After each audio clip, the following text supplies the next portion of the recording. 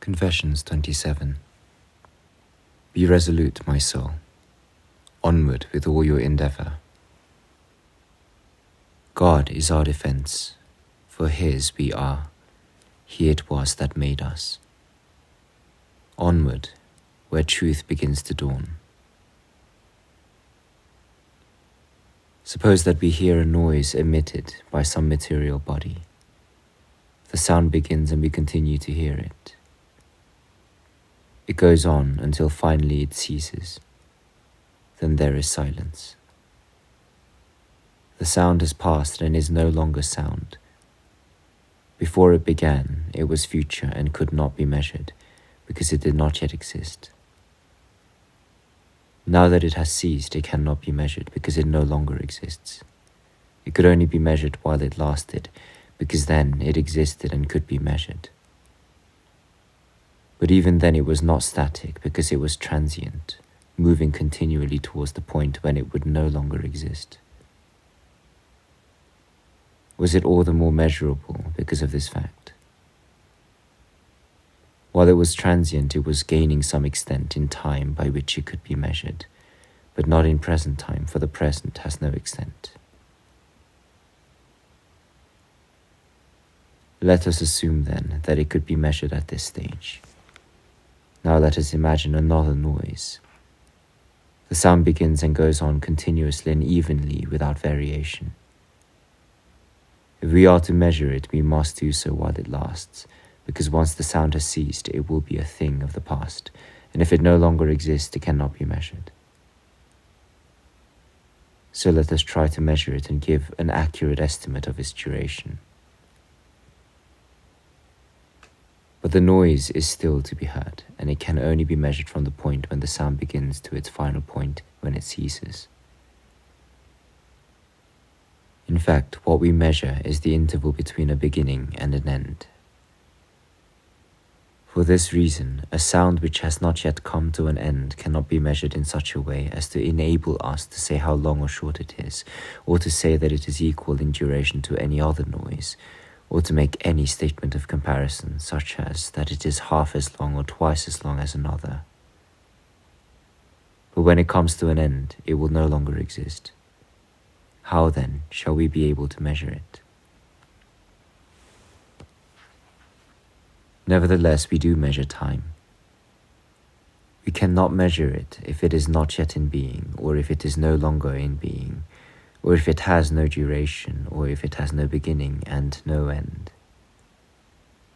Therefore we measure neither the future nor the past, nor the present, nor time that is passing, yet we do measure time. Take the line, Deus creator omnium, which consists of 8 syllables, alternately short and long. The 4 short syllables, the first, third, fifth, and seventh, are single in quantity compared with the 4 long ones, that is, the second, fourth, sixth, and 8th. Each of the long syllables is a double quantity compared with each of the short ones. I can tell this because by pronouncing them, I find it to be the case, insofar as I can rely upon the plain evidence of my own hearing. As far as my ear enables me to do so, I judge the length of a long syllable by comparing it with a short one, and my ear tells me that it is twice as long.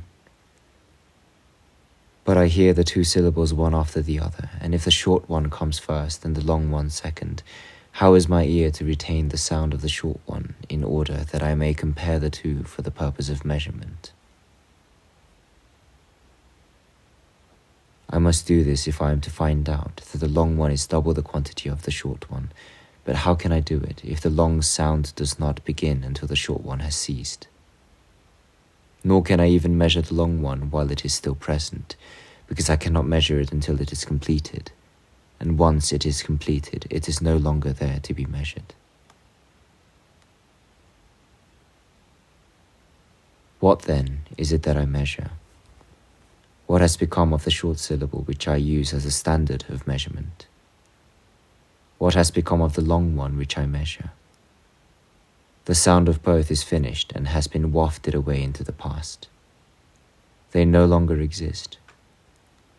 All the same, I measure them, and insofar as I can trust my practiced ear, I say confidently that one is a single and the other a double quantity.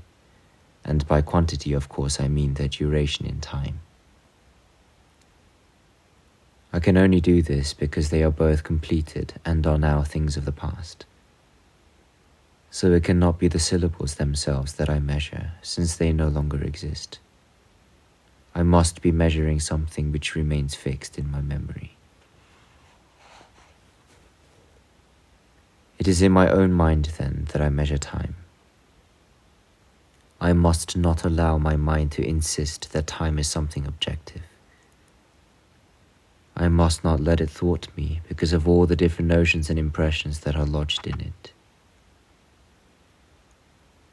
I say that I measure time in my mind, for everything which happens leaves an impression on it, and this impression remains after the thing itself has ceased to be. It is the impression that I measure, since it is still present, not the thing itself, which makes the impression as it passes and then moves into the past.